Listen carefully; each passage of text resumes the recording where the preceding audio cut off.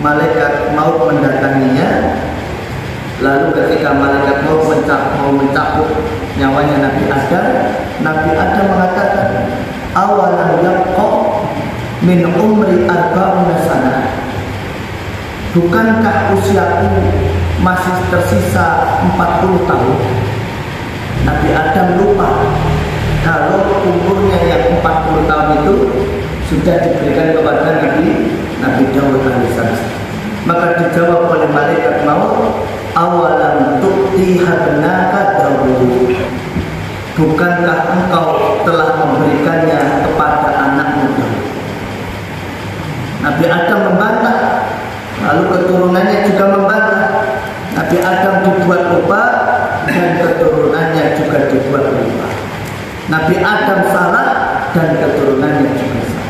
Ini dalil bahwasanya Nabi Adam alaihissalam beliau tidak tahu secara pasti kapan tibanya kematian itu. Demikian pula Nabi Musa alaihissalam, beliau juga tidak tahu secara pasti kapan beliau akan meninggal dunia. Disebutkan di dalam hadis, ketika Nabi Musa alaihissalam didatangi oleh malaikat maut, Nabi Musa tidak tahu kalau malaikat tersebut hendak mencabut nyawa beliau.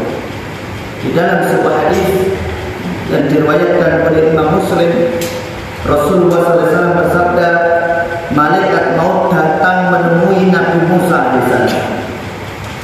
Lalu ia berkata kepadanya, penuhilah panggilan Rabbmu. Dan Rasulullah bersabda, lalu Nabi Musa menampar mata malaikat maut, bahkan mencungkil matanya. Rasulullah SAW bersabda, lalu malaikat maut itu kembali menemui Allah Azza wa Jalla seraya berkata, engkau telah mengutusku kepada seorang hambamu yang tidak menginginkan kematian, dan sungguh dia telah mencungkil mataku. Kemudian Rasulullah SAW bersabda, lalu Allah mengembalikan matanya dan Allah berfirman, kembalilah kepada hambaku dan katakan kepadanya, apakah kehidupan yang engkau inginkan? Jika engkau menginginkan kehidupan, maka letakkanlah tanganmu di atas bulu sapi. Maka setiap bulu yang tertutup oleh tanganmu, dengannya engkau akan mendapatkan tambahan 1 tahun. Kemudian Nabi Musa berkata, lalu apa setelah itu? Malaikat maut berkata, kematian. Maka Musa berkata, maka segerakanlah. Lalu dia berdoa, ya Allah, dekatkanlah kuburku dengan tanah suci sejauh lemparan batu. Sahabat Abu Hurairah berkata, kemudian Rasulullah SAW bersabda, wallahi law anni indahu la araitukum qabrahu ila janibil tariq indal katibil ahmar. Kata Nabi SAW, jika aku ada di sana, sungguh akan aku tunjukkan kepada kalian, yaitu di sisi jalan dekat pasir merah. Ini menunjukkan Rasulullah SAW tahu di mana makamnya Nabi Musa alaihissalam. Dan para ulama menjelaskan bahwa Nabi Musa alaihissalam itu ketika hendak dicabut nyawanya oleh malaikat maut, Nabi Musa menampar malaikat maut tersebut. Bahkan bukan hanya nampar, mencungkil matanya. Kenapa? Karena ketika itu malaikat maut sedang menjelma menjadi seorang manusia. Dan ini menjadi dalil bahwa ternyata Nabi Musa alaihissalam tidak tahu secara pasti kapan beliau akan meninggal. Demikian pula Nabi Daud alaihissalam. Berdasarkan hadis yang tadi kita sampaikan, sebenarnya usia Nabi Daud itu 60 tahun. Akan tetapi mendapatkan tambahan umurnya Nabi Adam 40 tahun, sehingga usianya berapa? 100 tahun. Nabi SAW bersabda di dalam hadis riwayat Imam Ahmad, sesungguhnya Nabi Daud memiliki kecemburuan yang besar. Jika keluar, beliau menutup seluruh pintu sehingga tidak ada seorang pun yang bisa menemui istrinya sampai beliau pulang. Kemudian beliau bersabda sallallahu alaihi wasallam, maka pada suatu hari Nabi Daud itu pergi. Istrinya lalu mengamati ruangan yang ada di dalam rumahnya. Maka tiba-tiba ada seorang laki-laki berdiri di tengah-tengah rumah. Ini malaikat maut. Ia kemudian bertanya kepada orang yang ada di rumah tersebut, dari mana laki-laki ini bisa masuk rumah? Padahal pintu rumah semuanya sudah ditutup. Demi Allah, Nabi Daud pasti akan marah dengan kejadian ini. Maka setelah itu Nabi Daud datang dan menemukan ternyata laki-laki tersebut masih berada di tengah-tengah ruangan yang ada di rumahnya. Maka Nabi Daud bertanya, "Man anta?" Siapa kamu? Maka laki-laki itu mengatakan, "Annalladzi la ahabul muluk wa la yamtani'u minni al-hujjat." Kata laki-laki tadi, nah yang ini adalah malaikat maut, aku adalah orang yang tidak pernah takut kepada para raja dan tidak ada yang bisa menghalangiku. Maka kata Nabi Daud alaihissalam, "Anta wallahi idan malakul maut marhaban bi amrillah." Kata Nabi Daud alaihissalam, demi Allah, engkau itu adalah malaikat pencabut nyawa. Selamat datang dengan perintah Allah. Lalu Nabi Daud alaihissalam setelah tahu malaikat maut datang, maka beliau berjalan dengan cepat menuju ke tempat di mana beliau meninggal dunia. Dan ketika Nabi Daud telah meninggal, maka matahari pun terbit dan Nabi Sulaiman alaihissalam berkata kepada burung-burung agar menaungi jasadnya Nabi Daud. Lalu burung-burung itu pun menaunginya sampai bumi menjadi gelap. Ini dalil bahwasannya Nabi Daud alaihissalam tidak tahu kapan pastinya beliau meninggal dunia. Kalau para nabi saja tidak tahu kapan pastinya meninggal dunia, apalagi kita nggak tahu kapan pastinya kita meninggal dunia, hari apa, tahun berapa, bulan apa, jam berapa, sedang apa, nggak tahu kita. Namun jamaah rahimahullah, meskipun manusia itu tidak tahu kapan pastinya dia meninggal dunia, ada sebagian orang-orang yang oleh Allah diberi firasat tatkala dia hendak meninggal dunia. Di antara contoh nyata bahwa ada sebagian manusia yang diberi firasat menjelang kematian, yaitu adalah Nabi kita yang mulia Nabi Sallallahu Alaihi Wasallam. Beliau ketika menjelang wafat telah diberi tanda-tanda oleh Allah, bahkan banyak tanda. Di antaranya pada bulan Ramadan tahun 10 Hijriah, Rasulullah SAW itu beriktikaf selama 20 hari. Padahal di tahun-tahun sebelumnya beliau tidak pernah iktikaf kecuali hanya 10 hari saja. Disebutkan di dalam sebuah hadis yang diriwayatkan oleh Imam Al-Bukhari dari sahabat Abu Hurairah radhiyallahu anhu, kana Nabi sallallahu alaihi wasallam ya'takifu fi kulli Ramadan 10 ayyam. Nabi sallallahu alaihi wasallam biasanya iktikaf setiap bulan Ramadan 10 hari. Falamma kana al-amul ladzi qubida fihi iktikafa 20 yawman. Tatkala di tahun di mana beliau meninggal, maka beliau iktikaf 20 hari. Ini adalah firasat bahwasanya beliau hendak meninggal dunia, sehingga beliau iktikafnya sampai 20 hari. Kemudian juga di antara tanda kalau beliau hendak meninggal dunia, malaikat Jibril itu bertadarus Al-Quran dengan beliau pada tahun itu sebanyak 2 kali. Padahal biasanya hanya 1 kali. Disebutkan di dalam sebuah hadis yang diriwayatkan oleh Imam Al-Bukhari, Imam Muslim, Nabi pernah berkata kepada putrinya Fatimah, sehingga Fatimah sampai menangis. Inna Jibril kana yu'aridunil Qur'an kulla sanah marrah. Sesungguhnya malaikat Jibril biasanya mengajariku Al-Quran setahun sekali. Wa innahu aradhanil ama marratayn. Namun pada tahun ini ia mengajariku sampai 2 kali. Wala urahu illa hadara ajali.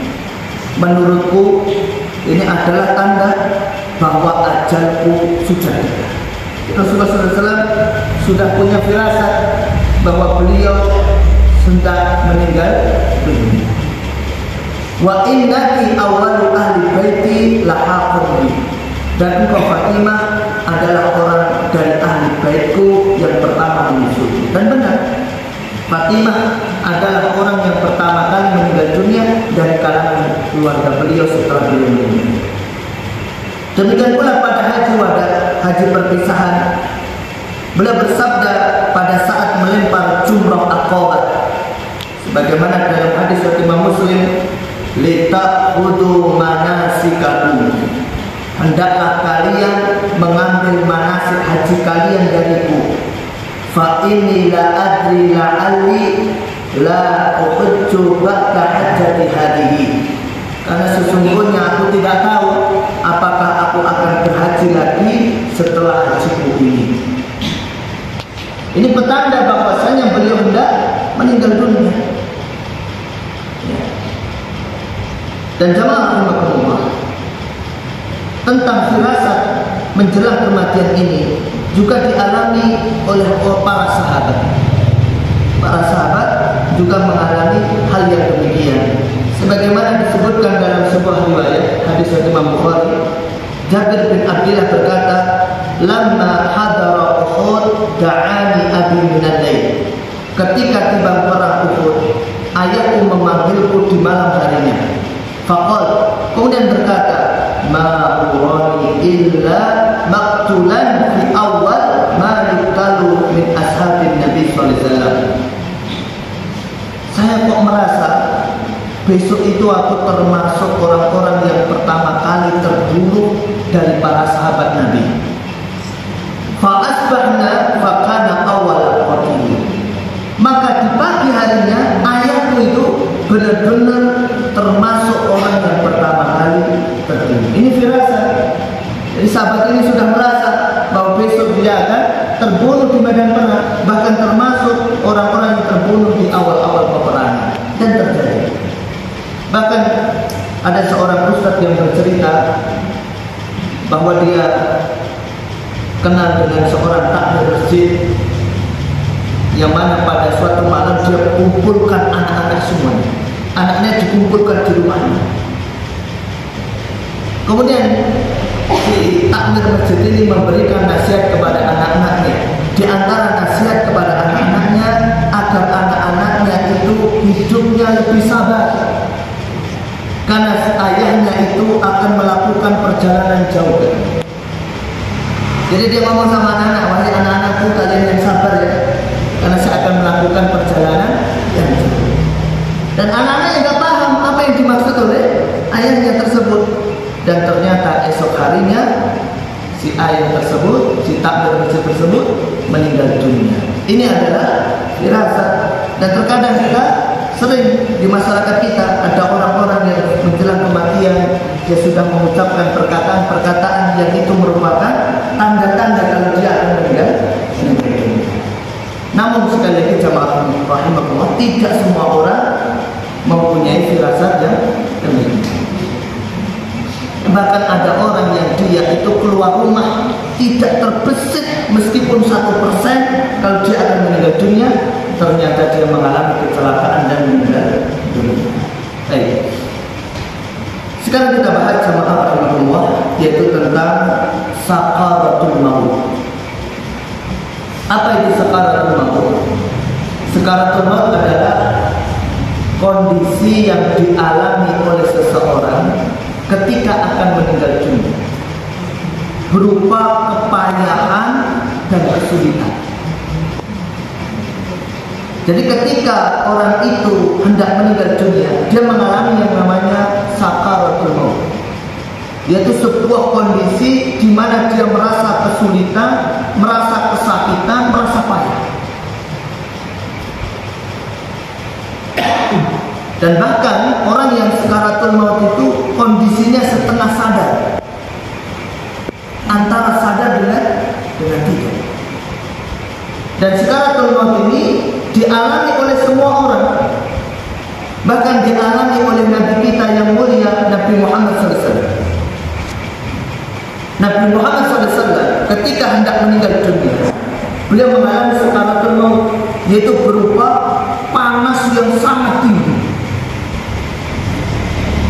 Berdasarkan dalam sebuah hadis yang diriwayatkan oleh Imam Al-Bukhari dari sahabat Abdullah bin Mas'ud, beliau mengatakan, aku masuk menemui Rasulullah SAW dan beliau dalam keadaan demam yang sangat tinggi.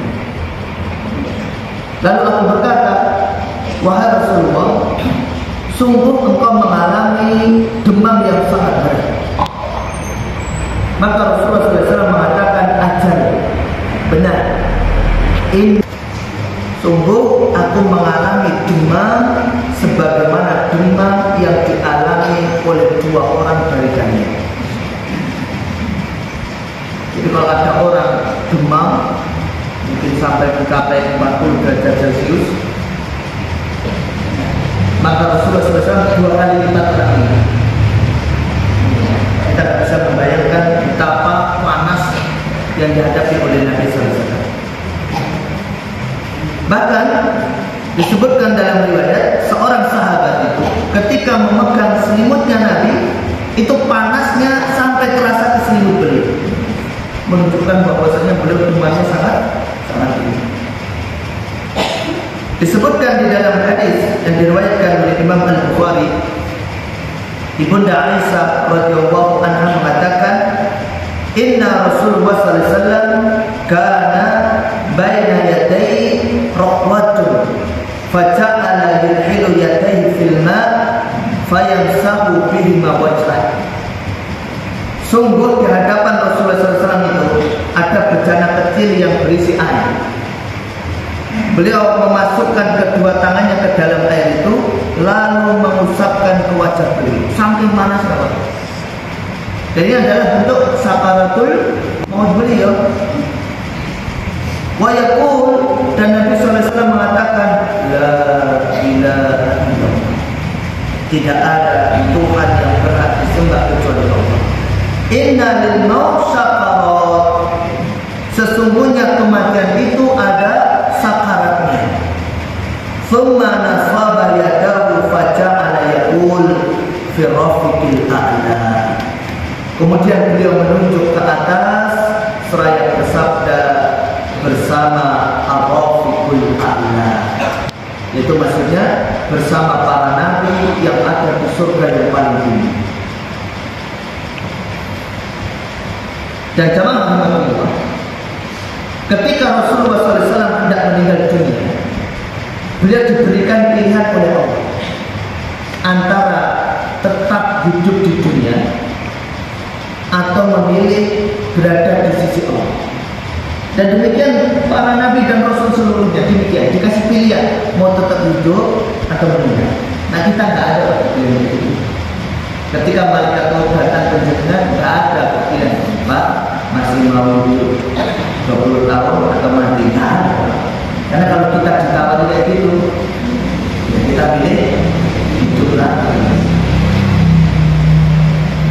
Dan Rasulullah SAW itu memilih meninggal dunia agar bisa berada di sisi Allah. Rasulullah SAW pernah bersabda, inna abdan wa yarahullah baina yu'tiyahu min zahratid dunya masa'a wa baina ma'indahu, antara diberikan kehidupan dunia yang dia inginkan, wa baina ma'indahu, atau apa yang ada di sisinya. Fahtaro ma'indahu, maka dia memilih apa yang ada di sisi Allah. Maka ketika Aisyah melihat Nabi SAW menunjuk ke atas, maka Aisyah tahu bahwa ini pilihan dari Allah yang telah dikabarkan oleh Nabi. Beliau menunjuk ke atas bermaksud memilih yang ada di sisi Allah bersama para nabi dan orang-orang soleh. Sehingga ketika beliau menunjuk ke atas begini, tangan beliau mulai jatuh. Ini petanda nyawa beliau telah dicabut oleh malaikat pencabut nyawa. Lihat jemaah rahimahullah, ternyata sebelum wafat Nabi sallallahu alaihi wasallam mengalami yang namanya sakaratul maut. Bahkan sakaratul maut yang dihadapi Nabi sallallahu alaihi wasallam sangatlah berat. Dan Nabi sallallahu alaihi wasallam menghadapi sakaratul maut itu dengan penuh kesabaran. Dan perlu digarisbawahi bahwa sakaratul maut ini tidak menunjukkan rendahnya seseorang. Karena sebagian masyarakat itu menilai husnul khotimah seseorang itu berdasarkan sakaratul mautnya. Kalau ada orang sakaratul mautnya mudah, matinya tekok-tek, oh soleh kok jangan terus naik mau soleh lah. Bulan-bulan itu pas sakaratul maut mati kok kepenak. Kalau ada orang yang sakaratul mautnya berat, ya kan?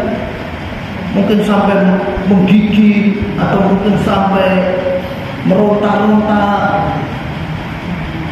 langsung dikomentari, wah ini orang itu dosanya udah matinya aneh, wah ini ojo-ojo bawa susuk, dan macam-macam. Dia betul bagus. Padahal sekali lagi saya tegaskan, sakaratul maut seseorang itu tidak menunjukkan akan rendahnya seseorang.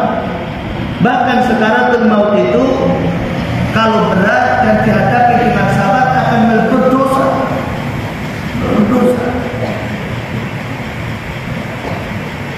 Dan jemaah rahimahullah, Rasulullah SAW saja yang sakaratul mautnya luar biasa, sampai putrinya itu mengatakan kepada Nabi sallallahu alaihi wasallam bahwa dia sangat kasihan kepada beliau, sebagaimana disebutkan dalam hadis Fatimah radhiyallahu anha mengatakan, sungguh penderitaan yang kau rasakan wahai ayahanda. Lalu Nabi sallallahu alaihi wasallam bersabda, wahai Fatimah, tidak ada kesulitan yang menimpa ayahmu setelah ini. Ketika beliau hendak wafat, Fatimah berkata, wahai ayahanda, orang telah memenuhi panggilan Rabb yang telah memanggilnya. Wahai ayahanda, sesungguhnya surga Firdaus tempat kembalimu.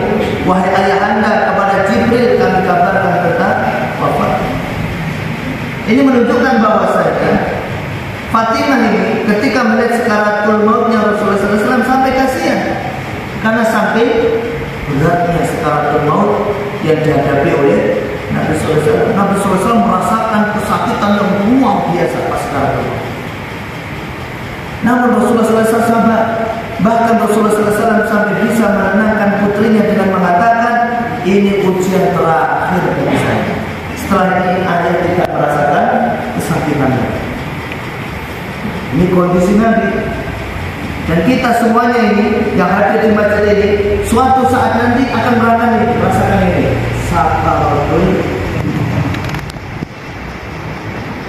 Ada yang bapak ibu pernah membuat orang sakaratul maut? Ada yang belum? Belum pernah. Kalau ada orang sakaratul maut, Pak, jangan hadir, Pak. Ini mau jadi video ini. Jangan hadir untuk mentalkin, kan? Mentalkin. Tapi jangan juga ambil pelajaran bahwasanya dia mengalami sakaratul maut seperti itu, suatu saat saya juga akan mengalami itu. Dan yang perlu diingat Pak Jenengan, ketika mengalami sakaratul maut, Jenengan harus menghadapi dengan penuh kesabaran. Karena sakaratul maut itu seperti musibah sakit pada umumnya. Terkadang ada orang yang diberikan ujian sakaratul maut berat, namun terkadang ada orang yang diberikan ujian sakaratul mautnya Dan juga ada orang ketika menghadapi sakaratul mautnya sabar, ada orang tidak sabar. Orang yang menghadapi sakaratul maut dengan penuh kesabaran, maka dia akan mendapatkan pahala. Dosa-dosanya akan berguguran, kemudian derajatnya akan ditinggikan oleh Allah.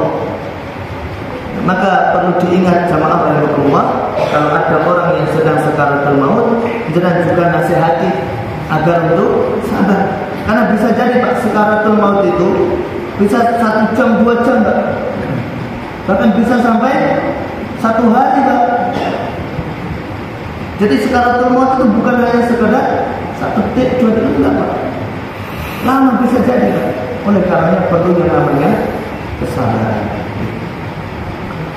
Demikian jamaah rahimakumullah yang bisa saya sampaikan, mudah-mudahan ini menjadi bahan renungan kita semuanya. Dan pembahasan kita tentang alam kubur ini masih sangat panjang sekali. Nanti kita akan sampaikan tentang masalah ketika ruh dicabut, dan ini adalah saat-saat yang sangat krusial karena di sana akan datang iblis beserta bala tentaranya untuk menyesatkan kita, untuk menjadikan kita tidak mengucapkan la ilaha illallah. Bahkan dia akan membuat kita murtad dari dunia.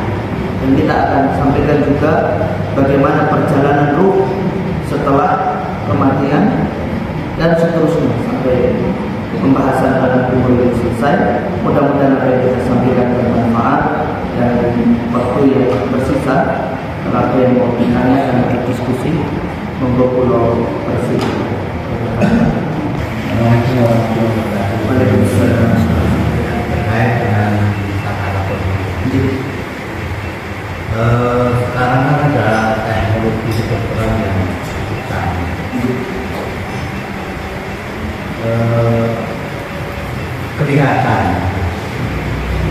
Kelihatannya kalau melihat orang yang sakaratul maut kebetulan di rumah sakit, itu sepertinya ya, itu udah terasa tahu-tahu leles gitu saja. Tapi kalau kita tidak di rumah sakit atau kebetulan di rumah, itu memang sangat berat. Nah, konteksnya dalam ini ya, dalam kemajuan teknologi kedokteran dan yang konvensional ya, ini kira-kira pandangan Islam itu apa enggak berubah konsepnya ya, konsep menghadapi sakaratul maut. Terima kasih. Yang pertama, sakaratul maut itu betul-betul kondisi payah, betul-betul kondisi sulit. Dan kondisi payah, kondisi sulit itu tergantung kondisi seseorang ketika itu. Ada orang yang dia memang mungkin dia karena tidak sadarkan diri, dia merasakan kesakitan Pak. Cuman karena dia mungkin anggota tubuhnya sudah nggak bisa merontak, gitu kan, sehingga dia tidak kelihatan sakit Pak. Tapi dia sendiri betul-betul merasakan kesakitan. Dan Pak, di rumah sakit Pak, itu banyak sekali Pak. Saya katakan banyak sekali Pak, orang yang sakaratul maut sampai titik merontak. Saya punya teman, beliau itu adalah petugas kerohanian di sebuah rumah sakit. Beliau itu hampir setiap waktu tugasnya adalah menghadapi orang-orang yang sakaratul maut untuk mentalkin orang-orang tersebut. Dan dia cerita kepada saya bahwa kondisinya sangat menakutkan dalam sakaratul maut itu. Saya lihat saja, itu betul-betul merasa, saya juga merasa sakit. Saya belum pernah melihat ada orang yang merasa kesakitan melebihi orang sakaratul maut. Jadi saya itu kalau di rumah sakit sering lihat ada orang pas di IGD, dia mungkin sakit apa, sakit ini, sakit itu. Tapi saya belum pernah melihat ada orang kesakitan yang melebihi orang sekarang itu. Ini cerita dari jadi tetap Pak, tetap kita tidak bisa mengatakan bahwa dengan teknologi tertentu orang itu kemudian akan sekaratul maut. Karena sekaratul maut ini itu betul-betul suatu kondisi sakit, kondisi sadar luar biasa, berkecamuk luar biasa ketika itu yang akan dihadapi oleh orang yang menjelang kematian. Cuman Pak, ringan beratnya macam-macam. Ada yang ringan, ada yang berat. Ada yang kelihatan itu yang kita aja lihat. Ada yang kemudian sampai apa? Meronta-ronta. Ada yang dia kemudian cuma antara aja. Kemudian itu. Sekarang kalau itu belum dicabut nyawanya ya? Belum dicabut nyawanya. Dia apa ya? Sakit tapi menjelang mati. Sebentar lagi mau mati. Dan bisa memberikan gambaran dan ada lagi. Jadi memberikan. Ini.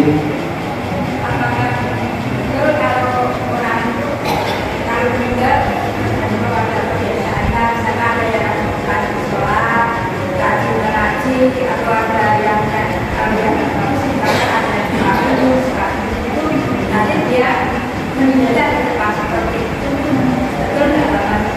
Satu, yang kedua, orang dibandingkan uang itu sampai batas dikatakan kadang-kadang yang juga ada yang cuma sekedar ini, bahkan ada yang dia itu dibandingkan sholat atau enggak? Waalaikumsalam warahmatullahi wabarakatuh. Yang pertama, kita insya Allah nanti akan bahas tentang masalah tanda-tanda husnul khotimah. Jadi ada tanda-tanda orang itu meninggal dalam kondisi husnul khotimah. Bahkan kita juga akan kaji bagaimana kiat-kiat agar kita meraih husnul khotimah. Dan di antara tanda husnul khotimah itu, seseorang meninggal dunia pas mengerjakan amal soleh, meninggal pas sholat, meninggal pas puasa, meninggal pas baca Al-Quran. Bahkan kemarin saya lihat video dari salah seorang ustaz pembimbing umroh. Ternyata jamaahnya beliau itu meninggal dunia sepulang umroh Pak. Jadi pulang umroh pas di pesawat Pak, ini pas di pesawat Pak, meninggal dunia Pak. Meninggal dunia di pesawat Pak. Sampai jenazahnya itu akhirnya ditidurkan di tempat pesawat itu karena masih di atas udara. Dan bagaimana agar orang itu bisa meninggal dunia di atas amal soleh? Ya, dia harus membiasakan amal soleh itu. Maka kata para ulama, betul Bu, kalau orang itu dia istiqomah sholat berjamaah, maka dia diharapkan meninggal dunia saat sholat berjamaah atau setelah sholat berjamaah. Kalau dia rajin baca Al-Quran, maka dia meninggal dunianya pas baca Al-Quran. Kalau dia rajin datang ke pengajian, maka diharapkan meninggal dunianya pas datang ke pengajian. Jadi kalau ngantuk tepat itu bablas sendiri. Tapi artinya apa? Tergantung kebiasaan kita. Kalau ibu-ibu biasa merasani orang, dikhawatirkan matinya pas merasani. Dikhawatirkan.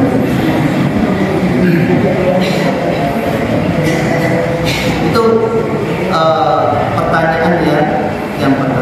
Yang kedua, apa tadi Bu? Oh, orang yang sedang koma. Orang yang sedang koma, orang yang tidak sadarkan diri, maka dia tidak punya kewajiban untuk sholat. Pena sudah diangkat bagi dirinya. Ada 3 orang yang pena diangkat pada dirinya. Yang pertama, orang gila sampai dia sadar. Maka orang gila bebas.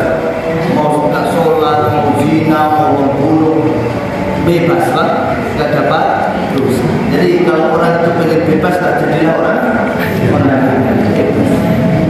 Nggak ada resiko apapun. Bahkan dalam apa itu penegakan hukum di dunia saja Pak, orang gila itu tidak terkena pasal. Maka kita sering mendapati kasus-kasus ada orang yang begini melakukan ini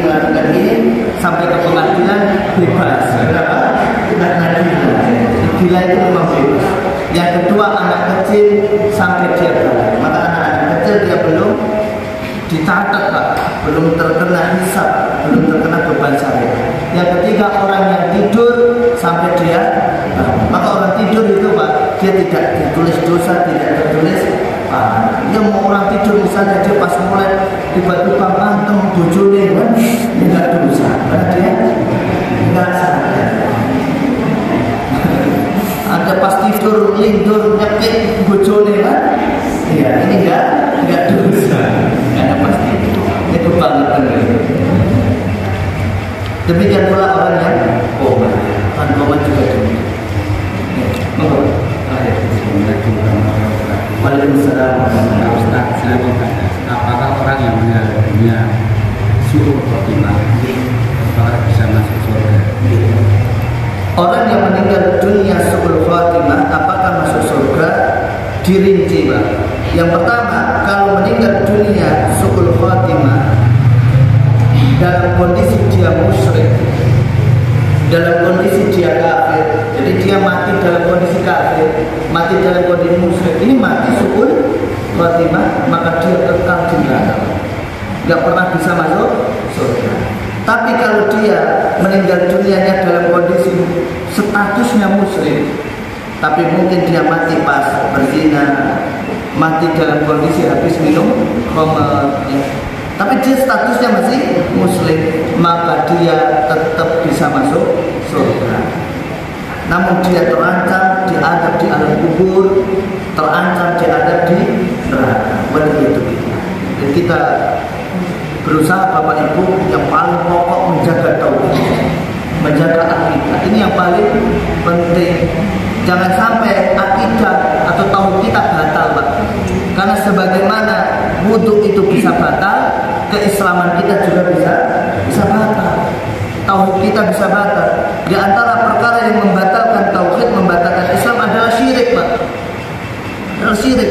Orang berbuat syirik kepada Allah, Islamnya batal, Pak. Sehingga dia di sisi Allah statusnya kafir, Pak. Kalau dia statusnya di sisi Allah kafir, kekal di neraka, Pak. Dan ini yang mungkin kurang di beberapa majelis taklim kita itu adalah membahas tentang masalah tauhid, membahas tentang masalah akidah, membahas tentang masalah keimanan. Ini sudah jarang dibahas. Saya rasa demikian yang bisa kita sampaikan. Mudah-mudahan apa yang kita sampaikan bermanfaat. Kalau ada